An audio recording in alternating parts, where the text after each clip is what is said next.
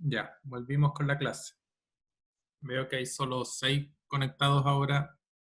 Me demoré un poco porque tengo que esperar. Acuérdense que cuando termino estoy grabando las clases, entonces después Zoom tiene que convertir lo que grabó en un archivo MP4, así que ahí tomó un rato, por eso es que me demoré en volver y no volví al tiro con la clase. ¿Se escucha lo que hablo? De acero, ¿o no? ¿Cómo? Ah, no, nada, Escu- nada. No se les vaya a salir algo por ahí. Ya, voy a seguir con la clase. ¿Cuántos hay conectados? Hay 8. Puta, que dije en 3 minutos más. Ya. ¿Se entiende más o menos para dónde vamos hasta el momento? Lo que quiero básicamente explicar, Quedó acá. lo que quiero básicamente explicar son cuáles son los modos de falla con presión de un elemento. Yo les dije que se puede o pandear por flexión, o pandear torsional, o una combinación de ambos que se llama flexo torsional, o puede ocurrir el pandeo local. ¿Ya?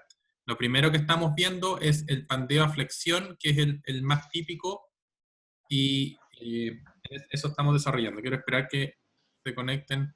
Habían como 14 inicialmente, ahora hay 9. Voy a esperar unos 2 minutos más para ver que se conecte el resto. Si ustedes tienen alguno en WhatsApp, díganle que se conecte, que ya vamos a partir.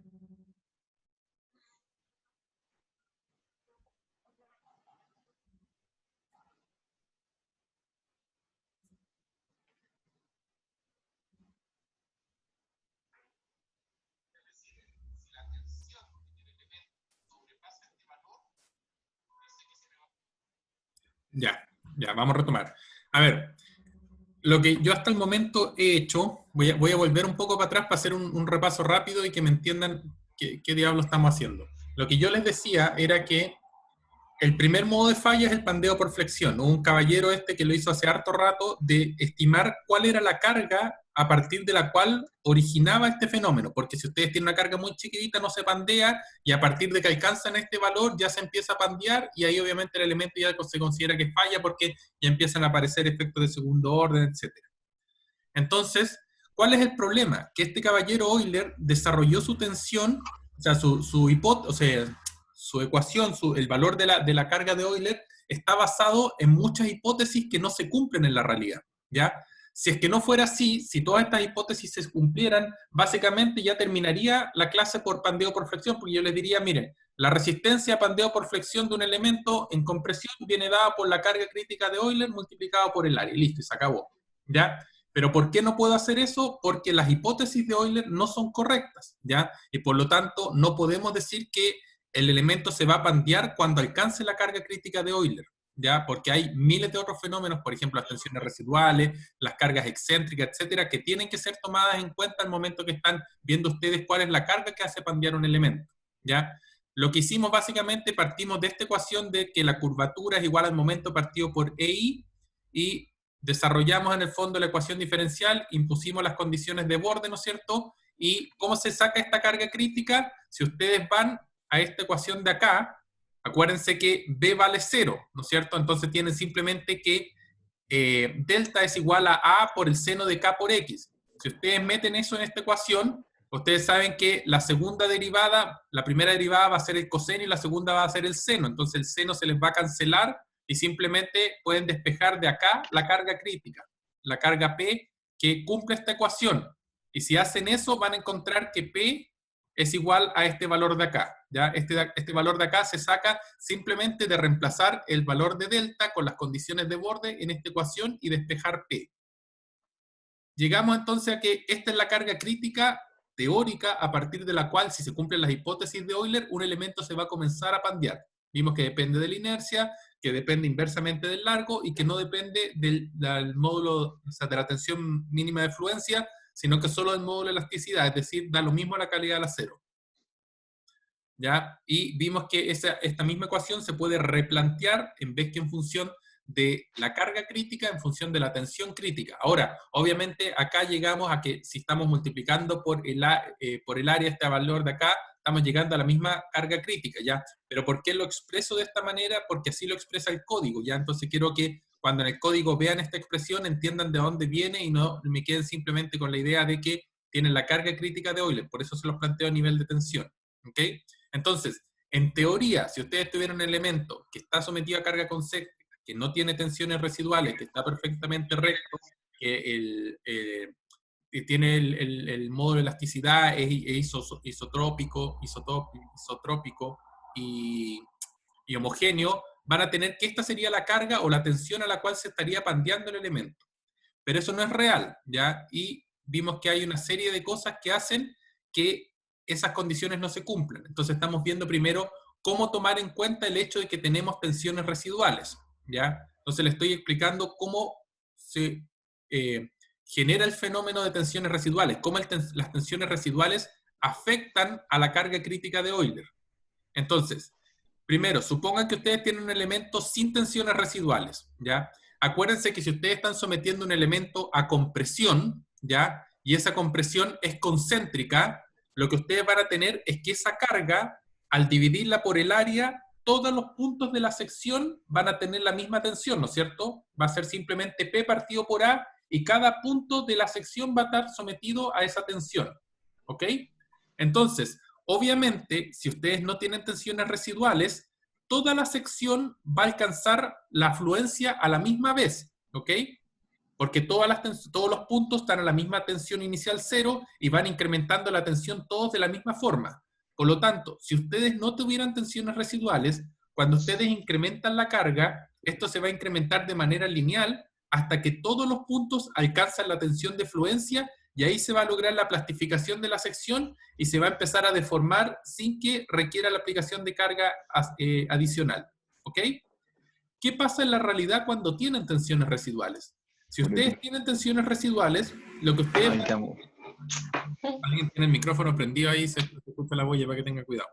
Si ustedes tienen tensiones residuales, lo que va a ocurrir es que las fibras más extremas, por ejemplo, si están en una sección doble T, las fibras más extremas ya van a partir con 0,5 FI, por ejemplo. Entonces, a medida que ustedes empiezan a aplicar la carga, obviamente esa carga tienen que dividirla por el área para ver cuánto incrementa la tensión en cada punto, ¿ok? Entonces, cuando van incrementando la tensión, al comienzo se sigue manteniendo elástico porque ni siquiera las partes que tienen tensiones residuales todavía han alcanzado la fluencia. Pero en el punto 1 va a ocurrir que las fibras más extremas, las que tienen mayores tensiones residuales, van a alcanzar la fluencia. Y por lo tanto, como se plastifica en esa parte de la sección, ¿qué ocurre? Cambia la rigidez del elemento, ¿ya? Porque obviamente esas secciones extremas ya no pueden tomar más carga, ¿ok? ¿Y qué empieza a ocurrir entonces? Que esas secciones, si ustedes quieren, ya dejan de ser efectivas, ¿ya? Y es como si tuvieran una sección más chiquitita que sigue resistiendo la carga. ¿Por qué son los extremos los que tienen mayores tensiones residuales? Yo les traté de explicar. El ejemplo está un poco pensado... alguien prendido el micrófono, no sé quién es, pero se escucha lo que habla. En el caso de lo que le estoy mostrando el caso típico de un perfil doble T que en Estados Unidos son laminados en caliente, ¿ya? Entonces, como son laminados en caliente, lo que ocurre es que cuando ustedes lo dejan enfriar, lo que se tiende a enfriar primero son los extremos, y eso hace que, como se enfrían más rápido, generen mayores tensiones residuales que los demás puntos de la sección, ¿ya? Pero perfectamente podría ser otra parte de la pieza. O sea, el raciocinio que estoy haciendo no condiciona cuál parte de la sección alcanza primero la plastificación. Da lo mismo si son las fibras más extremas, si fuera una porción central. Al final del día lo que estoy diciendo es que como partes de la sección alcanzan la plastificación antes que otra, la sección cambia como sección o como geometría, porque las partes que ya se plastificaron no pueden seguir tomando carga. Y por lo tanto, la carga se empieza a repartir entonces sobre una porción más chica de sección, ¿ok? Entonces, en el punto 1 es cuando se alcanza la plastificación en aquellas fibras que tienen las mayores tensiones residuales. Y como esas porciones ya dejan de contribuir, ya no sigo esta línea punteada que es la teórica, sino que pierdo rigidez y entonces se me va curvando mi elemento, ¿ya? ¿Qué va a pasar en un punto 2? Porque acá voy a tener de nuevo un tramo recto hasta que otra parte de la sección se plastifique y así sucesivamente hasta que voy a llegar a que toda la sección está plastificada, ¿ya? Pero esto no lo voy a alcanzar con una línea recta y un tramo horizontal, sino que lo voy a alcanzar de una forma curva. ¿Y por qué? Porque efectivamente, como tengo distinto estado tensional debido a las tensiones residuales en la pieza, la sección se me va a ir plastificando por partes. ¿Ok? Entonces, no es correcto. Ustedes me dicen, bueno, ¿y cómo influye esto en la teoría de Euler? Muy simple. Porque cuando usted hace la teoría de Euler, depende del módulo de elasticidad. Entonces, ¿qué módulo de elasticidad uso? Si yo voy a tener que algunas partes ya se van a ver plastificado, ¿ya? Es re fácil hacer la carga crítica de Euler cuando esta es la línea recta, porque cuando esta es la línea recta, yo sé perfectamente que el módulo de elasticidad simplemente es la pendiente de esta recta. Pero cuando el fenómeno de plastificación se va curvando, yo no sé qué módulo de elasticidad tengo que usar. ¿Ok? Entonces, eso dificulta simplemente usar las expresiones de Euler. De hecho, hay tres teorías, perdón, que buscan cómo uno debiera considerar el módulo de elasticidad en la expresión de Euler debido a la incursión en el rango no lineal que generan estas tensiones residuales. Una teoría se llama el módulo tangente, otra se llama el módulo reducido, y después un caballero Chanley que como que juntó estas dos teorías para sacar finalmente cuál es el valor que uno debiera considerar. ¿Qué dice la teoría del módulo tangente? Esta vimos que más o menos sería la curva tensión-deformación que tendría un elemento con tensiones residuales cuando está sometido al pandeo por flexión. ¿Ok? Entonces, lo que dice este caballero es que se debiera asumir en cada punto que el módulo de elasticidad corresponda al módulo de elasticidad tangencial a la recta en ese punto. Es decir, ustedes tendrían que ver cuál es el estado tensional de cada parte de la sección, y de esa parte de la sección ustedes deberían considerar un módulo de elasticidad distinto dependiendo de cuál es el estado tensional y por lo tanto en qué parte de la curva estén. ¿Ok? Eso obviamente tiende a subestimar la tensión crítica de pandeo. ¿Por qué? Porque no está considerando, por ejemplo, que cuando ustedes tienen cuando tienen este elemento sometido a pandeo por flexión, efectivamente van a tener una parte que está comprimida y otra parte que está traccionada. Entonces, la parte que está comprimida efectivamente va a tener un módulo de elasticidad distinto a la sección, pero la parte que va a estar traccionada va a estar completamente elástica. Entonces, en esa parte que está traccionada, ustedes deberían considerar el módulo de elasticidad completo de la sección, es decir, el módulo de elasticidad elástico. Y este método tiende a subestimar eso porque siempre, en cualquier parte de la sección, considera un módulo de elasticidad tangente, ¿ya? Por lo tanto, este método tiende a estimar una carga crítica de Euler más baja que el valor real si ustedes ensayaran, por ejemplo, una sección. Por otra parte, la teoría del módulo reducido es un poco distinta, ¿ya? Porque lo que dice ahí es que asume que el módulo de elasticidad se mantiene en la parte convexa, es decir, se mantiene en esta parte que está traccionada, y en la parte cóncava trata de usar distintos valores, trata de usar el módulo tangente para la parte cóncava. Y por lo tanto, después cuando quiere calcular cuál es la carga crítica, integra para distintos estados tensionales y distintos módulos de elasticidad. Ven que la parte traccionada va a tener un módulo de elasticidad y la parte comprimida otro módulo de elasticidad. Entonces usa distintos módulos de elasticidad para cada parte, ¿ya? Si ustedes integran los módulos de elasticidad sobre la sección, van a llegar a que una aproximación del módulo de elasticidad reducido viene dado por esta ecuación de acá, ¿ok? Finalmente, esta expresión tiende a sobreestimar la tensión crítica de pandeo, al estimar que toda la parte convexa se mantiene elástica, porque podría ser que la parte convexa también tienda a plastificarse, pero ahora plastificarse en tracción, ¿ok? Entonces podría también haber parte de la parte convexa, que acá asume que está completamente elástica, que también se plastifique, porque se plastifica ahora en tracción en vez que en compresión, ¿ok? Entonces, este método, a diferencia del método anterior que tendía a subestimar, este tiende a sobreestimar la capacidad crítica pandeo.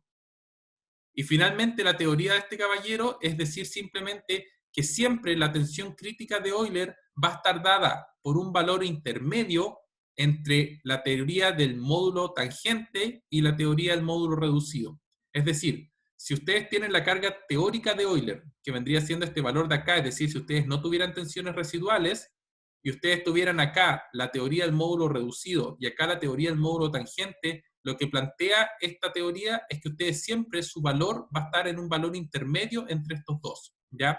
Ahora, en general, cuando uno está en ingeniería, uno trata de ser conservador. Entonces, en general, si uno quisiera hacer un análisis sabiendo que se van a plastificar parte de la sección, uno siempre trata de usar esta teoría del módulo tangente, porque obviamente si uno está estimando una carga menor que la real, está por el lado seguro, ¿ya? Entonces, en general no tiende a usar esta teoría, pero si no, uno trata de moverse entre estos dos rangos para poder no ser tan conservador en el análisis. Entonces, si ustedes tienen, por ejemplo, una sección real, ¿ya? En que ustedes, acá yo les estoy ploteando el valor de L partido por R. L partido por R viene siendo lo que se conoce como la esbeltez global del elemento. Slenderness viene siendo esbeltez en inglés, ¿ok?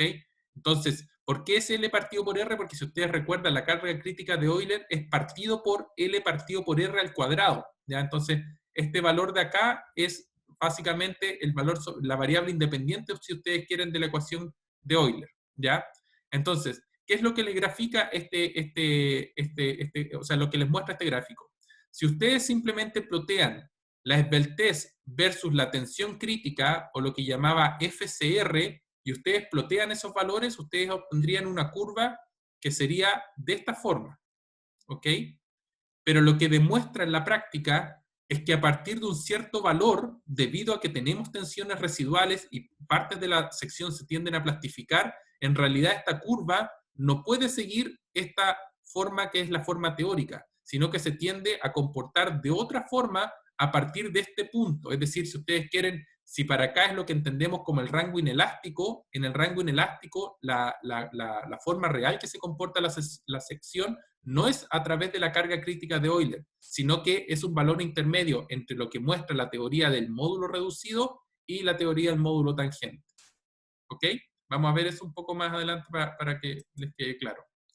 Eso sería cómo tomar en cuenta las tensiones residuales. Entonces, básicamente las tensiones residuales lo que hace es que partes de las secciones se plastifiquen y por lo tanto ustedes no puedan usar simplemente el módulo de elasticidad elástico para calcular la tensión crítica de Euler, sino que tienen que tomar en cuenta o bien el módulo tangente o el módulo reducido, o tratar de buscar un valor intermedio que les capture de mejor manera el hecho de que la sección va plastificándose a medida que va alcanzando la carga crítica. Respecto a las imperfecciones del elemento, ¿qué pasaría, por ejemplo, si en vez que yo tener el elemento perfectamente recto, yo lo tengo ya con una curvatura inicial, que por ejemplo llamémoslo delta 0, ¿ya? Que por algún motivo el elemento venía chueco, estaba mal construido, etc. Ya, es que ahí vamos a ver, en realidad no es que Javier Marín me está preguntando, ¿y cómo se buscaría un valor intermedio? En realidad, Javier, no hay que desgastarse mucho en eso, porque yo lo que les quiero explicar acá, primero yo, lo que quiero que quede claro es que ustedes son ingenieros, ustedes no son técnicos en ingeniería, y por lo tanto yo quiero que ustedes entiendan de dónde vienen las expresiones que ustedes usan el día de mañana. Entonces, lo que yo les estoy tratando de mostrar acá es cuál es la problemática, pero el ISC resuelve este problema. Entonces, ¿cómo se busca ese valor intermedio? El ISC lo resuelve a través de las expresiones que propone para cuál es el comportamiento de la sección a pandeo por flexión cuando está en ese rango. Lo vamos a ver un poquito más adelante y les va a quedar claro, ¿ya? Pero no quiero que se desgasten tanto en esto. Mi idea de explicárselo es para que ustedes entiendan un poco la problemática y después cuando les explique las expresiones del código entiendan de dónde derivan esos valores que usa el código, ¿ok? Entonces, ¿qué pasa si ahora tenemos imperfecciones iniciales? Ya, por ejemplo, si la sección, como les digo, no está perfectamente recta, sino que venía un poco curvada, obviamente lo que vamos a tener es que vamos a tener un momento desde el momento, o sea, un momento a flexión desde el momento inicial en que aplico la carga, ya, porque voy a tener inicialmente un P por D0 que va a estar actuando en todo momento. Entonces, ¿qué quiere decir eso? Que la deflexión lateral empieza a incrementarse desde un comienzo, ¿ya? Y no es un pandeo instantáneo como ocurre en el pandeo cuando la sección está perfectamente recta, porque si la sección está perfectamente recta, el elemento no se pandea hasta que se pandea, ¿ya? Va a sonar un poco tonto lo que digo, pero en realidad el elemento se mantiene recto y cuando se alcanza esa carga crítica, se comienza a pandear inmediatamente. Si la sección tuviera chueca o estuviera curvada, lo que va a pasar es que ese fenómeno no va a ser instantáneo, porque a medida que yo voy aumentando la carga, como ya está deformado, pero todavía no alcanza esa carga crítica, se va a seguir deformando hasta que alcance la carga crítica y ya la deformación va a ser muy grande. Entonces el fenómeno es completamente distinto al fenómeno inicial. Y obviamente disminuye la carga crítica de pandeo, sí, porque parte de una situación en que ya estoy actuando con un momento que en el otro caso no lo tendría, ¿ya? Y si yo graficara, por ejemplo, esta es la carga que esto representa cuánto es la deformación lateral respecto a la carga vertical, ¿ya? Si es que yo tengo que inicialmente no tengo deformación, obviamente no se me deforma nada hasta que alcanzo la carga crítica de Euler. Versus que si yo tengo deformación inicial, cada vez que voy incrementando la carga se me va generando una deformación mayor hasta que alcanzo este nivel de plasticidad. Si es que tengo excentricidad a la carga, es exactamente el mismo fenómeno. Ya, de nuevo, esta excentricidad me genera un momento inicial y por lo tanto, de nuevo, se me comienza a deformar lateralmente desde un inicio porque en el fondo le estoy sumando como una flexión al problema. El pandeo no es instantáneo y nuevamente se genera que la carga crítica disminuye respecto al valor teórico y más o menos el gráfico es la misma idea. La diferencia es que ahora parto de un valor de 0 versus el caso anterior que ya partía con una deformación, pero el comportamiento es el mismo. O sea, desde el comienzo 0 se me empieza a incrementar la deformación lateral versus el caso teórico cuando está perfectamente recto en que no tengo nada de deformación lateral hasta que alcanza este valor y ahí recién se me empieza a generar esta deformación lateral. ¿Qué pasa con las condiciones de borde? Acuérdense que dijimos, la carga crítica de Euler está derivada para el caso en que tenemos simplemente apoyado ambos extremos, ¿ya? Pero en la realidad ese caso se presenta pocas veces. Entonces, ¿de qué manera nosotros tomamos en cuenta que podemos tener distintas condiciones de borde a través de lo que se llama el factor de longitud efectiva K? Y yo no sé si acá esto les hace un poco de bulla. ¿Se acuerdan cuando yo les hablaba del método de análisis directo? Y yo les decía que en el método de análisis directo la ventaja que tiene es que K se puede tomar siempre igual a 1. Bueno, ese K que yo hablaba me refiero precisamente a este K de acá, ¿ya?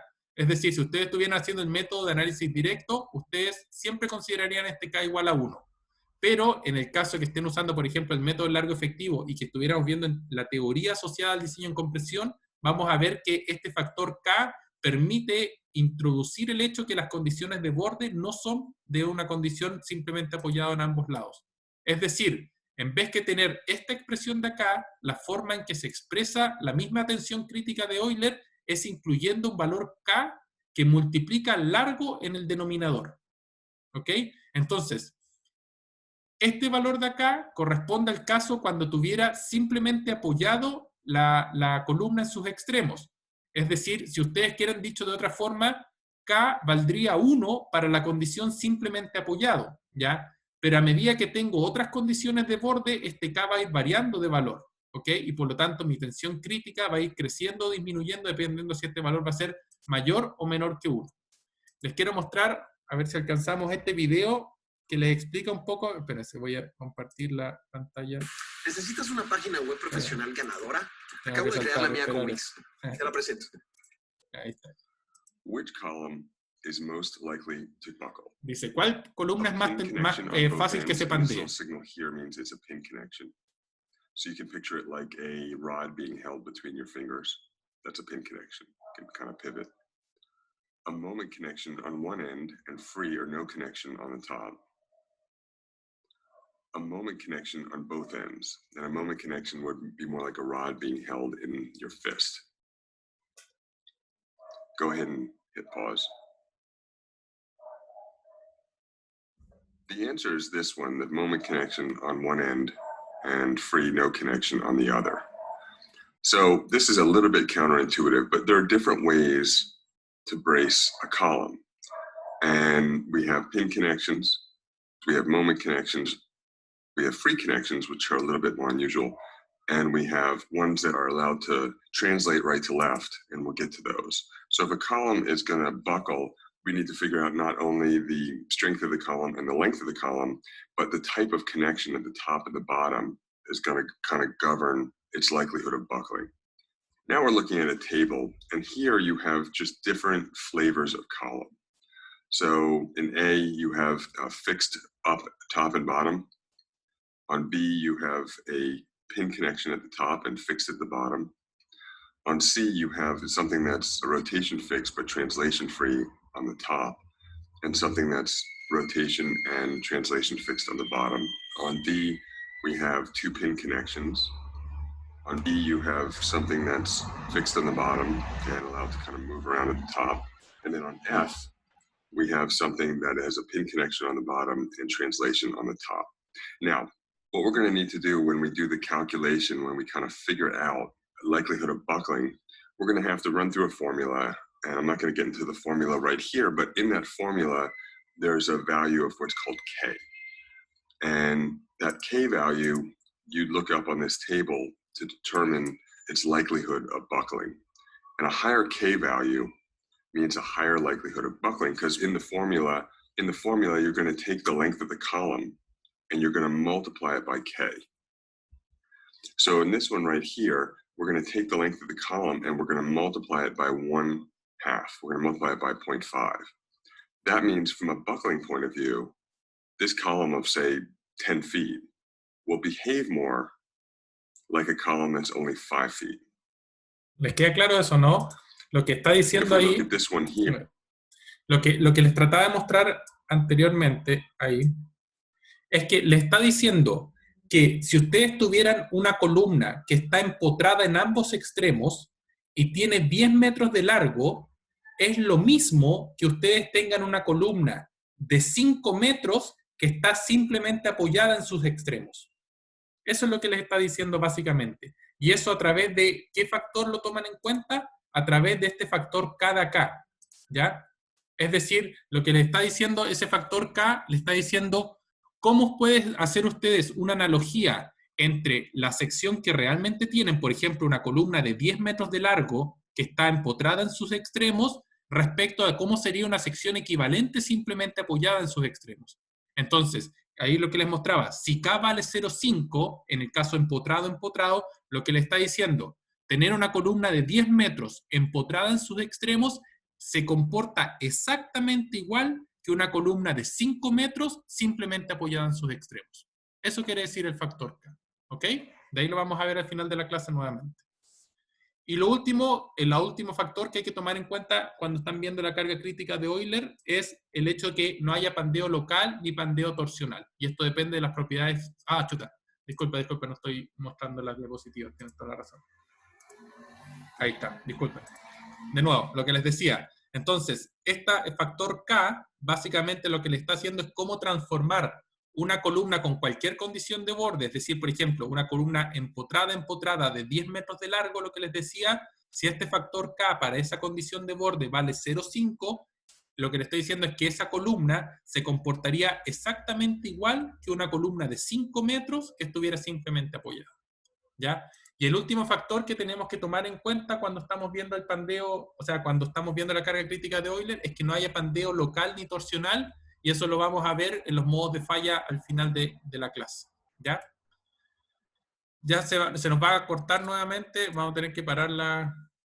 Ya, ¿dónde está tabulado ese valor de K? Al final de la clase les voy a explicar, Tomás, que hay unos gráficos que permiten calcular el valor de K, ya sea si tienen una columna sola con condiciones de borde, o si es que ustedes tienen el caso de una columna que, por ejemplo, sea parte de un marco de una estructura en que le llegan vigas en distintos niveles. Eso va a ser otra forma de calcular el K. ¿Ya? Todo eso se los voy a explicar un poco más adelante al final de la clase. Entonces, desde el punto de vista de... Se nos va a cortar de nuevo la clase. Voy a dejar esto hasta acá. Después vamos a parar de nuevo 10 minutos, que es lo que más o menos se demora en grabar la clase, y vamos a volver. ¿Ya? Así que les pido que estén atentos, que se estén conectando. Yo lo que se demora en grabar es lo que me demoro en volver a conectarme. Lo que quiero que entiendan entonces es que van a haber 3 tipos de columnas. Lo que se llaman columnas cortas. Están las columnas cortas. Si una columna es muy cortita, imagínense ustedes tienen una columna que es demasiado cortita, obviamente si ustedes tratan de pandear esa columna es muy difícil que se pandee, porque es muy cortita, y acuérdense que el largo de pandeo depende inversamente proporcional al largo. Entonces, ese tipo de columnas en general no se va a tender a pandear, y de hecho se va a tender a plastificar antes que pandearse, ¿ya? Pero tenemos al otro extremo, que si ustedes tienen una columna que es demasiado larga, lo que van a hacer es que con una carga muy chiquitita se va a tender a pandear, ¿ya? Y esa carga muy chiquitita va a hacer que ninguna de las partes de la sección alcance la fluencia. Es decir, se va a plastificar, o sea, se va a pandear de manera completamente elástica, sin que ninguna parte alcance el FI. Y el valor intermedio, entonces, van a ser cuando tiene lo que se llaman columnas intermedias, en que efectivamente se va a pandear, pero al momento que se pandee ya van a haber algunas fibras que van a haber alcanzado FI, es decir, ya se va a haber plastificado, y es decir, es lo que ocurre en lo que se llama un pandeo inelástico, ¿ya? Vamos a dejar hasta acá y retomamos porque ahora